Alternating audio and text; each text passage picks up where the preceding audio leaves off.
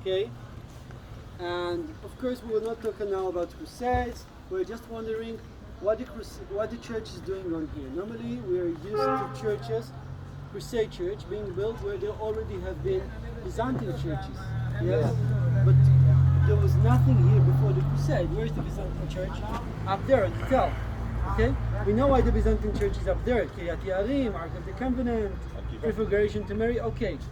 But you need this? Okay. And it's clear that the Crusades have forgotten where Kiryat Yarim is. Okay? So why did they build such a big church in here? So now to understand what does the church do, we again need to remember that the road. So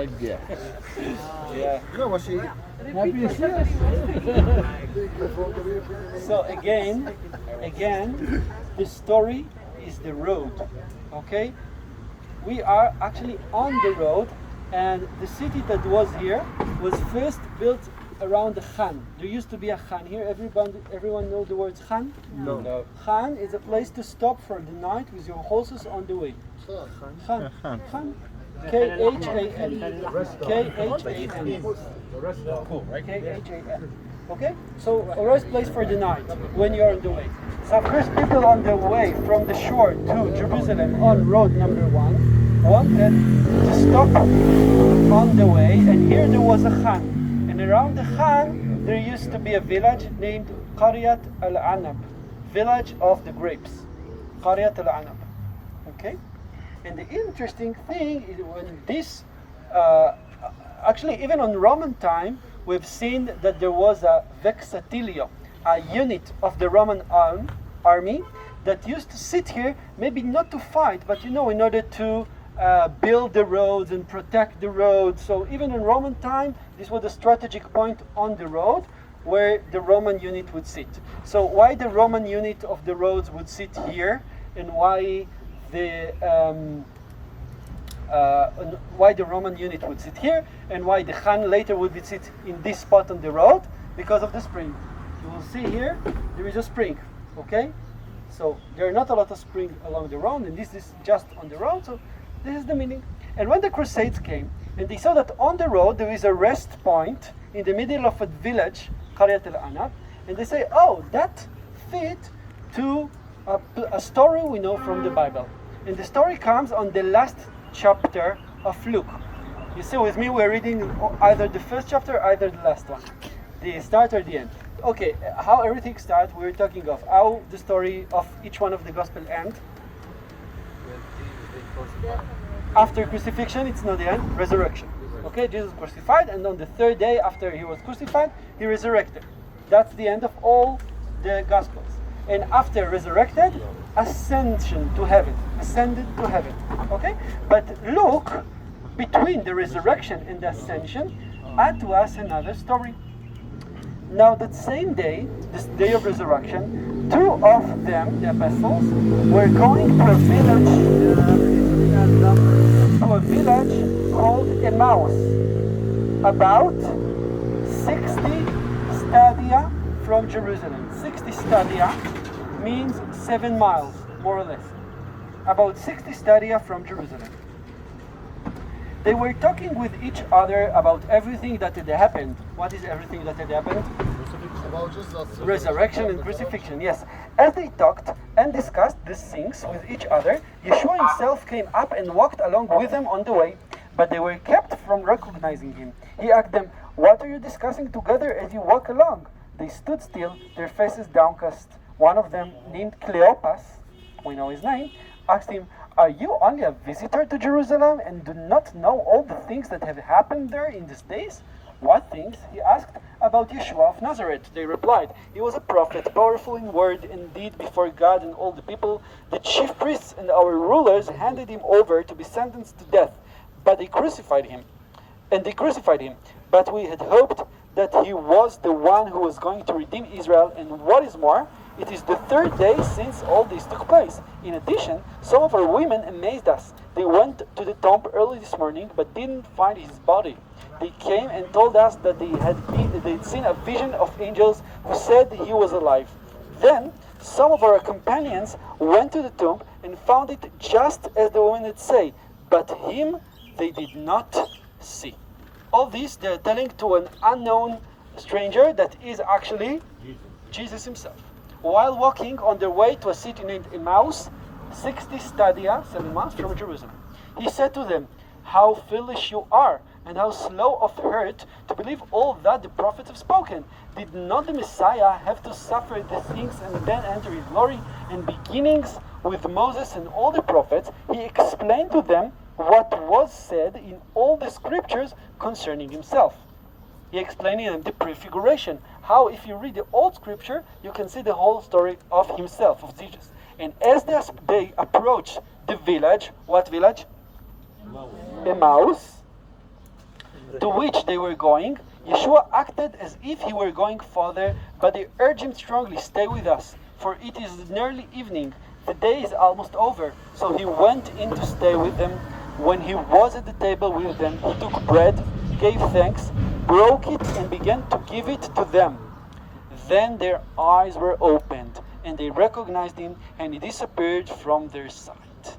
They asked each other, "Were not our hearts burning within us while he talked with us on the road and opened the scriptures to us?" They got up and returned at once at Jerusalem. And they were found there. They found 11 apostles, and those with them assembled together and saying, "It is true, the Lord has risen and has appeared to Simon." Okay? So they came back and told, "We have seen the Lord." Interesting scene. When they understand who is he, when he's giving them the bread. Every Christian understands this, yeah? Because the bread is Jesus. The bread is the corpus Jesus. Jesus says, not on Luke, but on John, that he is the bread of life. And the interesting thing, that not here, but in another, also in another places that Jesus revealed after his resurrection, it always comes with food. He's eating, because he wants to show us that he's really resurrected. It's not like a ghost or something like this. It's really resurrected in his corpse before raising up back to be the Word of God in heaven. Okay? So Emmaus, the proof of God to be again rising. Okay. What's the problem? Nothing complicated. And we know that everything needs to be complicated, yes? So, how come after the Crusades were expelled from the Holy Land, we know that the Muslims took back, yes? And who was in charge of rebuilding and taking care of the holy places? The Franciscan friars. And the interesting thing that the Franciscan friars never came here.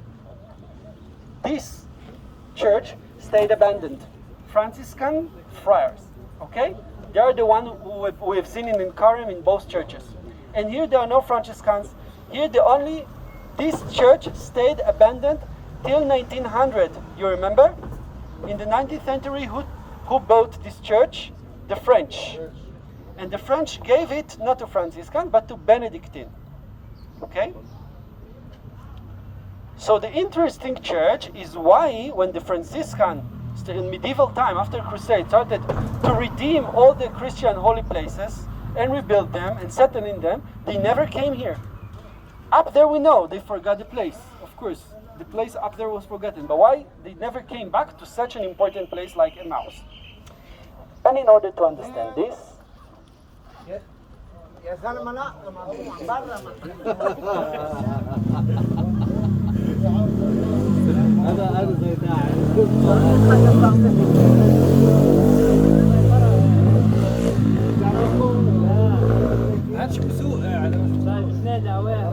okay guys, this is Jerusalem. This is road number 1. This is road number 443. You remember the two roads? And actually, you know that Emmaus should be exactly 60 stadia from Jerusalem, but on which road? If you take the road number 1, you arrive to this place, Qaryat al-Anam back then, still not Abu Ghosh. If you take the northern one, you arrive to another Arabic village, Al-Qubaybe. And both had crusade churches for both options. Doesn't matter which way you are going up of Jerusalem. After 60 stadia, you can stop at your Emmaus, your local Emmaus, in which one of them. And now the question is, which one is the true? And the Franciscan, when they wanted to buy a church to remember Emmaus, they chose Al-Qubaybe and not Abu Ghosh. Why they chose Al-Qubaybe? Because we need to understand what happened to the church when Muslim came back. First, again, the Khan was built for the people who are traveling, and around the Khan, a whole village named Qaryat al-Anab, the village of grapes. Okay? And the Sheikh was Sheikh al-Anbawi, the Sheikh of the village. But then, some tribe was expelled from Caucasian area where the Circassian live, in a place named Inroshtia. This is the south of Russia where the Muslims sit. Okay? And those guys from Inroshtia were expelled from there, and they were really strong people. Everyone was afraid from this family. Okay? Family Abu Ghosh. From Inroshtia, Inrosht was changed to be Abu Ghosh. And those people from Inrosht, expelled here in Arabic way, Abu Ghosh, came to settle in the valley of Ayalon, near Latrun. Okay? You know Latrun area, just behind Park Canada, that Ayub we're seeing. Behind it, Latrun, valley of Ayalon. And they settled there, but this family was so big and afraid and threatening that all the other villages around were afraid of them. And they knew that if they don't want them to kill them all, they need to give them a new virgin of one of the villages every year. Okay, so they needed to give one virgin. We're talking about Ottoman time, okay, 17th century. You need to give one virgin to these newcomers from South Russia. You never mess with Soviets, guys. Never mess with Soviets, with Muslim Soviets. So you need to give them virgin every year. And one day, all the villages around decided they don't want to do this anymore. So all the villages of Valley of Ayalon unified and made a massacre on the Abu Ghosh family. When was that? Which year? 17th century, 17th, 18th century. This is the story the family tells. Yeah, it's not something, it's not about facts. It's about the story data. And only one boy escaped from the massacre, and Sheikh al-Anbawi gave him shelter. So this is how the last Abu Ghosh That's not true.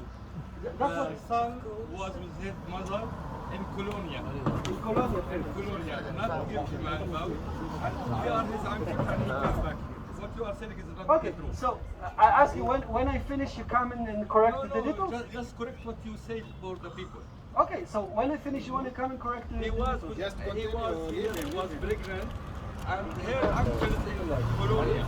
And he is back. Okay. Al-Bawi know So in the end, there are a lot of versions to how the Abu Ghosh came from Valley of Ayalon to here, but everyone agrees. Everyone agrees. Yeah, there are a lot of versions to this story. There are a lot of versions, but all the versions agree that when Abu Ghosh came from Inroshtia, they came first. Each time I stop here, there is one of the family, because of the family. No, they're always, each one wanted to fix something of the version, each time.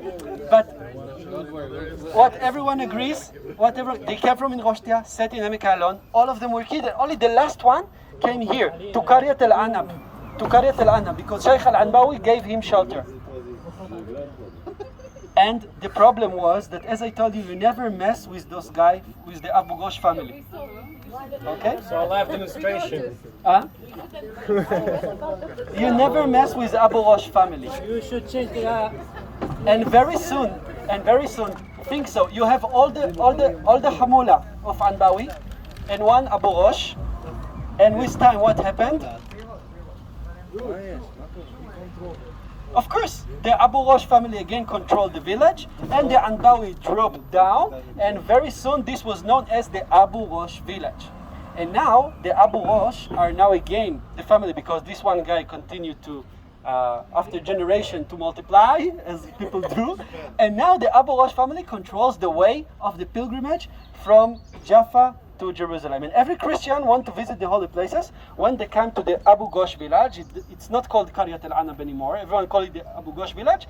They're very, very scary, because if you mess with one of them, you don't know if you arrive to Jerusalem. So you always prepare a lot of money to pay to the Abu Ghosh family when you pass through their Khan and village. everyone was afraid of the Abu Ghosh family. So each village around in this nahya, in this district, had a mukhtar, and the mukhtar of all mukhtars was Isa Abu Ghosh. Okay? Sheikh al-Mshayikh. Sheikh al-Mshayikh. Okay? Everyone got it? Everyone understood why the Franciscans chose to be in Al-Qubayban?